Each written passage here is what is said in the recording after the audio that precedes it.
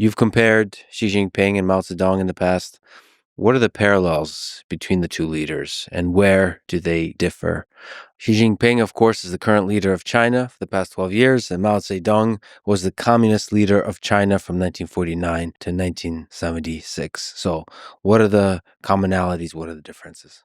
So the biggest commonality of them is that they're both the subject of personality cults, and that Mao was the center of a very intensely felt one from 1949 to 1976. And when he died, there was tremendous outpouring of grief, even among people who had objectively suffered enormously because of his policies.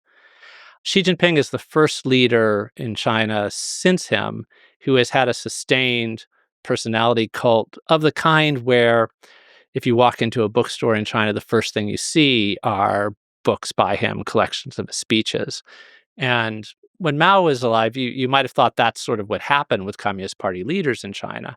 But after Mao's death, there was such an effort to not have that kind of personality cult that there was a tendency to not publish the speeches of a leader until they were done being in power. I was first in China in 1986, and you could go for days without being intensely aware of who was in charge of the party. You would know, but his face wasn't everywhere. The newspaper wasn't dominated with stories about him and quotations from his words and things like that. So with Xi Jinping, you've had a throwback to that period in Communist Party rule, which seemed as though it might be a part of the past. So that's a key commonality. And a key difference is that Mao really reveled in chaos, in turning things upside down, in a sense that, he talked about class struggle, which came out of Marxism, but he also really, his favorite work of Chinese popular fiction was The Monkey King, about this legendary figure this Monkey King who could turn the heavens upside down. So he reveled in disorder and thought disorder was a way to improve things. Xi Jinping is very orderly, is very concerned with kind of stability and predictability. So you can see them as very, very different that way. And Mao also liked to stir things up, liked to have people on the streets clamoring. So Xi Jinping, even though he has a personality cult, it's not manifesting itself.